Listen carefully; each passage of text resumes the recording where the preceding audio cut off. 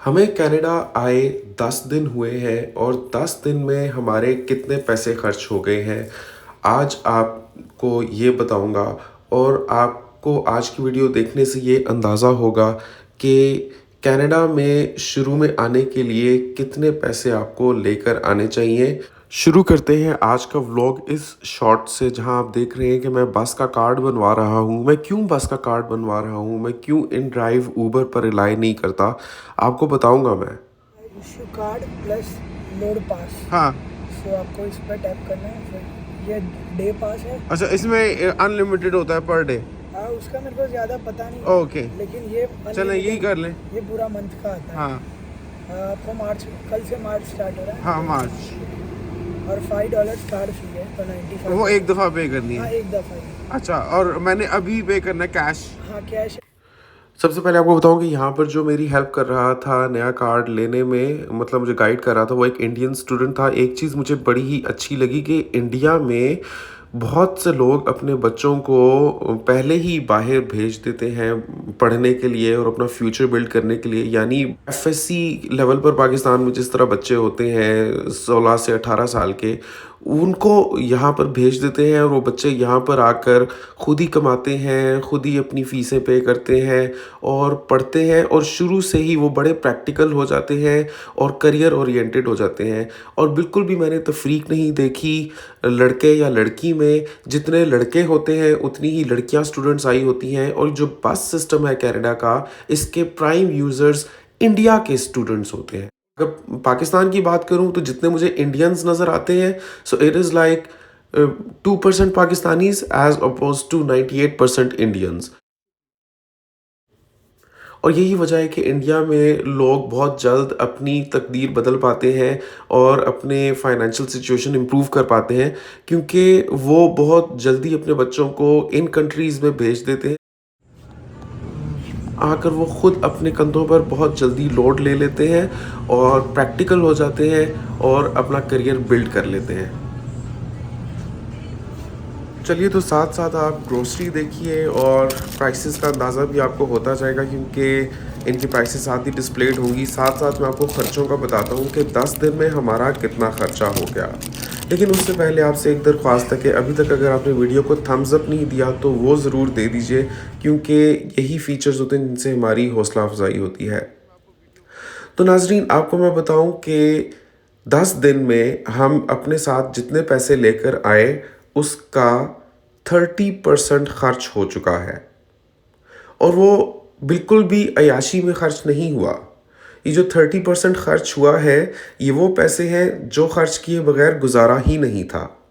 मैं आपको बताता हूँ किस तरह।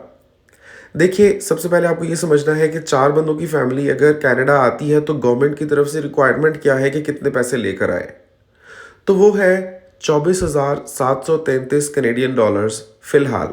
मतलब 2023 के शुरू की मैं बात कर रहा हूँ, हो सकता है बाद में जाकर ये बढ़ा दी जाए या चेंज कर दी जाए। 24,733 कनेडियन डॉलर्स पाकिस्तानी रुपीज़ में अगर बात करें तो ये बनता है लगभग 50 लाख रुपया।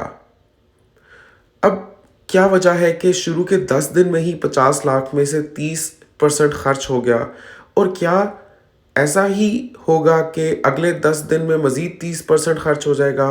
मतलब अगर इसी तरह से देखा जाए तो will run out of all money in hardly a month and a half. तो वो मैं आपको बताता हूँ कि क्या चल रहा है। देखिए, सबसे पहले आपने ये देखना है कि जहाँ आप अकोमोडेशन रेंट पर लेते हैं तो वहाँ आप एक तो सिक्योरिटी देते हैं। जैसे पाकिस्तान में उसको सिक्योरिटी कहते हैं, यहाँ पर उसको लास्ट मंथ्स बिल कहते हैं। और साथ ही आपने फर्स्ट मंथ का बिल पे करना होता है। अभी तो हम फॉर्चुनेट रहे कि जैसे आप जानते हैं मैं 17 फरवरी को कनाडा में लैंड हुआ हूँ, तो मुझसे पूरे महीने का किराया नहीं चार्ज किया गया, बल्कि मुझसे 15 फरवरी से लेकर 28 फरवरी तक का किराया चार्ज किया गया, फरवरी के महीने का। मतलब मेरा टोटल किराया है 1800 कनेडियन डॉलर्स, तो फरवरी के मुझे 900 कनेडियन डॉलर्स पे करने पड़े। तो लेकिन मार्च से मुझे 1800 कनेडियन डॉलर्स ही पे करने होंगे। फरवरी क्योंकि हाफ मंथ मैं यहाँ पर रहा हूँ तो लैंडलॉर्ड मान गया कि चलो उसके हाफ मंथ के पैसे लेते हैं। तो आप ये देखिए कि आते साथ मुझे सबसे पहले 1800 यानी लास्ट मंथ्स रेंट जमा 900 यानी फरवरी का रेंट तो अप फ्रंट ही जमा करवाना पड़ा, जो बन गया 2700 कनेडियन डॉलर्स। 2700 कनेडियन डॉलर्स मेरा किराए की मद में चला गया। उसके अलावा बाकी जो एक्सपेंसेस हुए वो ट्रांसपोर्टेशन के हैं। उसमें हमने बिल्कुल बुनियादी सी चीज़ें ली हैं, जैसे इलेक्ट्रॉनिक्स, जिसमें sandwich maker, air fryer, food factory, hair dryer, ये कुछ मेन इलेक्ट्रॉनिक्स हैं जो हमने ली हैं, जिनका अगर मैं सम अप करूं तो टोटल आप समझ सकते हैं कि लगभग 600 कनेडियन डॉलर्स बन गए होंगे। तो 2700 जमा 600 ये हुए 28, 29, 30, 31, 32, 33, 3300 कनेडियन डॉलर्स। इसके अलावा जो बाकी पैसे खर्च हुए हैं वो ग्रोसरी पर हुए हैं। अभी तक जितने ग्रोसरी पर पैसे खर्च हुए हैं आप समझ सकते हैं कि 1200 कनेडियन डॉलर्स हैं। तो 1200 जमा 3300 is equal to 4500 Canadian dollars. अभी तो आप समझ लें कि हमें ऊबर के पैसे पे ही नहीं करने पड़े। हमने जितना सफ़र किया है या तो हमारे फ्रेंड्स ने हमें पिक एंड ड्रॉप किया है या मैंने बस में सफ़र किया है, जिसका किराया $3.5 होता है। और वो जो $3.5 का टिकट होता है that is good for 90 minutes, यानी एक बार मैं ले लेता हूँ तो अगले 90 मिनट्स तक मैं बसेस चेंज करूँ या कहीं पर भी सफ़र करूँ वो उसी टिकट में काउंट होता है। लेकिन नॉर्मली जब एक बार मैं ग्रोसरी करने निकलता हूँ तो मैं अपने जहन में ये नहीं रखता कि अब मुझे उतने ही टाइम फ्रेम में वापस आना है ताकि पैसे बचे। मैं तसल्ली से ग्रोसरी करता हूँ और वापसी पर अलग मुझे $3.5 देने के पड़ते हैं, यानी पर डे समझ ले मेरा $7 फूक रहा था। तो इवेंचुअली मैंने कार्ड ही बनवा लिया, वो $90 का बना। अब वो कार्ड 1 मंथ का है, उसमें मैं अनलिमिटेड ट्रैवलिंग कर सकता हूँ बाय बस। तो उसका मुझे टोटल $90 पे करना पड़ा अप फ्रंट। तो आप देखिए कि अभी ऊबर का खर्चा नहीं है और ऊबर यहाँ पर सुपर एक्सपेंसिव है, यानी आपको अगर समझ लें सिर्फ 3 किलोमीटर्स की मुसाफत भी तय करनी है ऊबर पर तो उसके मैं देख रहा था चार्जेस हैं $35, जबकि बस में वही काम $3.5 में हो जाता है। तो अभी तक हमने ऊबर को टच भी नहीं किया और हमारे जितने हम पैसे गवर्नमेंट की तरफ से रिक्वायर्ड है लेकर आने 4 बंदों की फैमिली को, उसके 30% फर्स्ट 10 डेज में खर्च हो चुके हैं। तो सोचिए अगर मैं बसेस पर भी रिलाय ना करता तो ऊबर से अगर मैं करता तो आई एम श्योर कि अभी तक मेरा तकरीबन $1000 फर्स्ट 10 डेज में ऊबर की मद में ही फूक चुका होता और ये 5500 कनेडियन डॉलर्स हो गया होता। तो आपको ये बताऊं कि कनाडा में शुरू में एडजस्ट करना बहुत मुश्किल है because of weather, because of महंगाई, लेकिन एक बार उसके बाद ही आप अपने खर्चे मैनेज कर पाते हैं। वरना शुरू में तो पाकिस्तान से कमाया हुआ पैसा कनाडा में लाकर ऐसे जल रहा होता है जैसे एक पेपर को आप आग लगाएं तो जितनी जल्दी वो राख बन जाता है उसी तरह से पाकिस्तान का पैसा भी हवा हो जाता है यहाँ। तो यहाँ पर आते ही जॉब ढूंढना बहुत ज़रूरी है। और मैं वैसे बिज़नेस ओरिएंटेड बंदा हूँ, मैंने सारी उम्र ज़्यादातर या तो सेल्फ एम्प्लॉयड रहा हूँ या बिजनेसेस किए हैं। यहाँ पर क्यों मैं जॉब ढूंढ रहा हूँ उसकी वजह यह है कि शुरू में आपको एडजस्ट करना है इस मुल्क में। Business brings risks with it, उसमें आपके पैसे डूब भी सकते हैं। ये एक नया मुल्क है, यहाँ पर फूक फूक कर कदम रखना चाहिए। मुझे कम से कम मैं समझता हूँ कि 1 साल का अरसा चाहिए इस मुल्क के सिस्टम्स को समझने के लिए, यहाँ पर फुली अडाप्ट करने के लिए, जिसके बाद मैं बिज़नेस के हवाले से कोई भी पेशरफ्त कर सकता हूँ। शुरू में समझने के लिए I just need to have a source of income and that too from Canada. That's why मैं फ़िलहाल जॉब्स के लिए अप्लाई कर रहा हूँ एंड होपफुली इंशाल्लाह जल्द ही जॉब मिल जाएगी। इसके लिए आपकी दुआएं भी दरकार हैं, कमेंट्स में भी आमीन लिख दीजिएगा।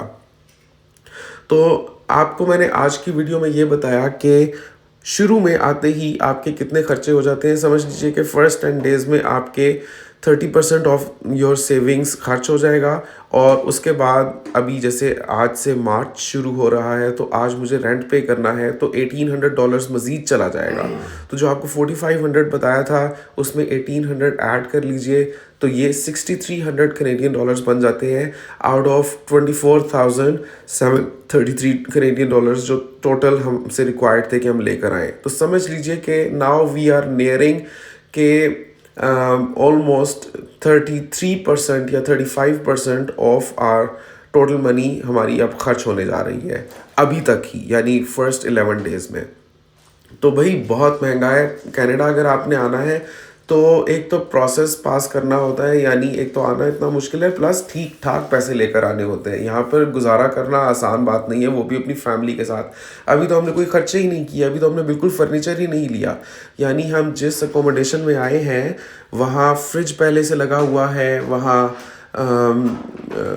वॉशिंग मशीन और ड्रायर पहले से लगा हुआ है और बड़े हाई क्वालिटी के, बड़े ज़बरदस्त लगे हुए हैं। किसी दिन आपको मैं दिखाऊंगा कि हमारी इलेक्ट्रॉनिक्स कितनी ज़बरदस्त है यहाँ की। तो यहाँ पर चूल्हा भी पहले से लगा हुआ है, तो हर चीज़ यहाँ पर पहले से है। और ये जो रेंट है इसमें सब कुछ इंक्लूडेड है, यानी मुझे सेपरेटली वाईफाई के पे नहीं करने, गैस बिजली पानी हर चीज़ इसी में इंक्लूडेड है। लेकिन रेंट ही इतना ज़्यादा है कि वो तो आप सोच ही सकते हैं। तो अभी तक मुझे कोई इलेक्ट्रॉनिक्स मेन ये जैसे वॉशिंग मशीन होती है, फ्रिज, वो नहीं ख़रीदना पड़ा। मुझे तो अभी बेड ख़रीदने नहीं पड़े, क्योंकि अगर आपको कनाडा में रेंट पर अकोमोडेशन मिलती है उसमें ऐसी इलेक्ट्रॉनिक्स पहले से लगी हुई होती है, तो कम से कम फर्नीचर तो बिल्कुल ही नहीं लगा होता। और एक एक बेड सेट यहाँ पर it ranges in price from 500 to 700 Canadian dollars. तो यहाँ पर हमारे जो फ्रेंड्स हैं उन्होंने इतना किया हमारे लिए कि कम से कम पहले एक बेड लगा हुआ था, उसमें मैट्रेस था। Mattresses themselves are so expensive, यानी 200-300 का तो कम से कम आपका मैट्रेस ही आ जाता है, 200-300 कैनेडियन डॉलर्स का। तो हमें कोई फ़र्नीचर ख़रीदना नहीं पड़ा। और मैं समझता हूँ अगर हमें ख़रीदना पड़ता फ़र्नीचर भी, तो जो मैंने आपको 4500 कैनेडियन डॉलर्स बताए हैं उसमें सीधा सीधा आप कम से कम 1300 कैनेडियन डॉलर्स और ऐड कर लें, तो this will make it 5800 Canadian dollars.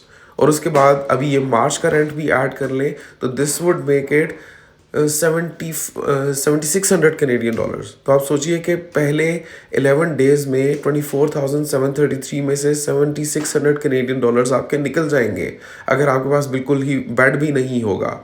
तो अभी हालांकि हमारे पास बेड है, एक छोटा मैट्रेस है, लेकिन हमें एक सोफ़ा कम बेड चाहिए, वो भी ख़रीदना है।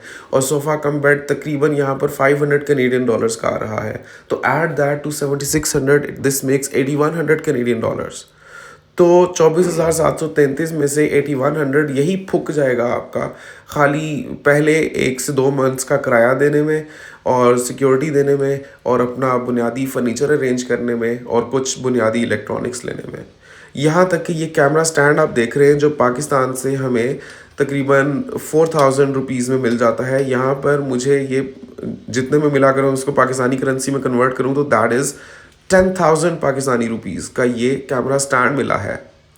तो कनाडा इज़ वेरी एक्सपेंसिव। यहाँ पर आते हैं तो आते साथ आपको जल्दी ही हाथ पांव मारने पड़ेंगे। समझ लीजिए कि आप डूब रहे हैं और आपको हाथ पांव चलाने हैं ताकि आप सरफेस पर रहें और ज़िंदा रहें। तो होपफुली आपको ये व्लॉग्स पसंद आ रहे हैं। मज़ीद ऐसे ही इन्फॉर्मेटिव और इंटरेस्टिंग व्लॉग्स के लिए हमारा कनाडा को सब्सक्राइब कर लीजिए। ये चैनल हमने ख़ास तौर पे बनाया है पाकिस्तानी और इंडियन ऑडियंस के लिए, जो दुनिया भर से कनाडा इमिग्रेट करके आना चाहते हैं, कनाडा में आकर बसना चाहते हैं। उनको यहाँ के लाइफस्टाइल के बारे में, यहाँ के एक्सपेंसेस के बारे में, यहाँ के प्रोसेसेस के बारे में कंप्लीट इन्फॉर्मेशन दी जाती है। इसलिए हमारा कनाडा को सब्सक्राइब कर लीजिए। वीडियो पसंद आई है तो इसको थम्स अप ज़रूर दीजिए, कमेंट्स में माशाल्लाह ज़रूर लिखिएगा और ये भी बताइएगा कि ये वीडियो आपने दुनिया के किस कोने से देखी है। आपसे मिलता हूँ अगली वीडियो में, तब तक के लिए अल्लाह हाफ़िज़।